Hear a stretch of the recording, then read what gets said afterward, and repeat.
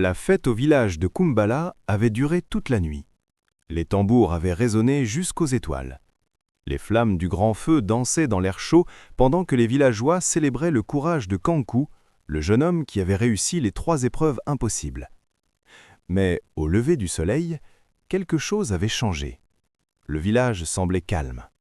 Trop calme. Kankou marchait lentement près de la rivière. À côté de lui, Amina regardait l'eau couler. Le vent faisait bouger doucement ses longues tresses. « Tu es silencieux ce matin » dit-elle.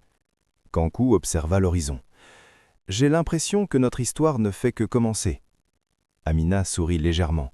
« Toutes les grandes histoires commencent comme ça. » Dans un grand baobab près du village, la petite araignée rouge et blanche travaillait. Mais cette fois, sa toile n'était pas ordinaire. Les fils brillaient légèrement, comme s'ils captaient la lumière du soleil. Tomba, la tortue bleue, observa la scène. « Cette toile est différente. » L'araignée répondit doucement. « Ce n'est pas une toile normale, c'est une toile du destin. » Tomba cligna des yeux. « Pourquoi maintenant ?»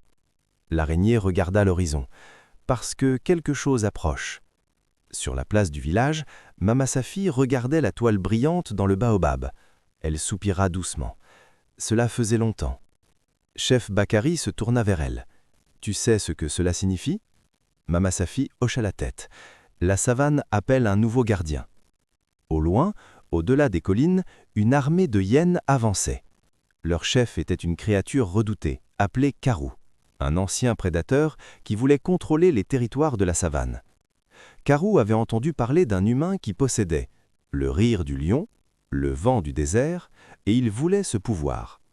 Pendant ce temps, une silhouette majestueuse approchait du village. Mozi, le lion, le roi de la savane. Les villageois reculèrent légèrement, mais Mozi ne montrait aucune hostilité. Il s'arrêta devant Kankou. « La savane change. » Kankou fronça les sourcils. « Que veux-tu dire ?» Le lion regarda les collines lointaines. Une ombre se déplace. Dans le ciel, Biko, le perroquet violet et gris, descendit rapidement. « Mauvaise nouvelle, mauvaise nouvelle !»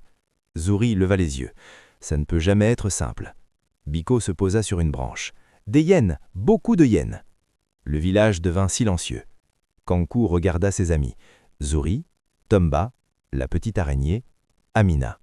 Puis il regarda Chef Bakari. « Si la savane est menacée, nous devons agir. » Chef Bakari hocha la tête. « Tu as déjà prouvé ton courage, mais cette fois, ce n'est pas une épreuve, c'est une guerre. » La petite araignée descendit lentement sur un fil. « Nous ne gagnerons pas avec la force. » Zouri sourit. « Bonne nouvelle. » L'araignée continua. « Mais nous pouvons gagner avec la ruse. » Elle montra sa toile brillante. « Cette toile peut unir les esprits de la savane. » Tomba murmura. « Une alliance. » Dans les jours qui suivirent, Kankou et ses amis voyagèrent à travers la savane. Ils rencontrèrent Mozi le lion, Nala la gazelle, des éléphants anciens, des troupeaux de zèbres, des oiseaux migrateurs. La savane entière commençait à écouter. Une nuit, le rire cruel des hyènes résonna dans la savane. Karou était arrivé. Ses yeux brillaient dans l'obscurité. Il regarda le village de Kumbala. « Ce territoire sera à moi. » Dans le grand baobab, la toile de l'araignée brilla soudain intensément.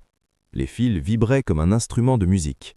Chaque fil représentait un lien, un ami, un allié, un cœur courageux. Kankou regarda la toile. « Alors, c'est maintenant. » Le soleil se leva lentement sur la savane. D'un côté, les hyènes de Karou. De l'autre, les habitants de Kumbala et leurs alliés. Le vent soufflait doucement. La petite araignée murmura. « Aujourd'hui, la savane décidera de son avenir. » Avant la bataille, Amina prit la main de Kankou. « Quoi qu'il arrive, je suis fier de toi. » Kankou sourit. « Cette aventure a commencé par une araignée. » Amina rit doucement. « Et maintenant, toute la savane est impliquée. » La caméra imaginaire s'élève au-dessus de la savane. On voit le village, les animaux alliés, les hyènes qui approchent, le vent qui traverse les herbes dorées, et au centre, la toile brillante de la petite araignée. Une toile qui relie tout. Parce que dans la savane, le vrai pouvoir n'est jamais la force, c'est l'unité. Et l'histoire de l'araignée et sa fiancée n'est pas terminée. Elle ne fait que devenir plus grande.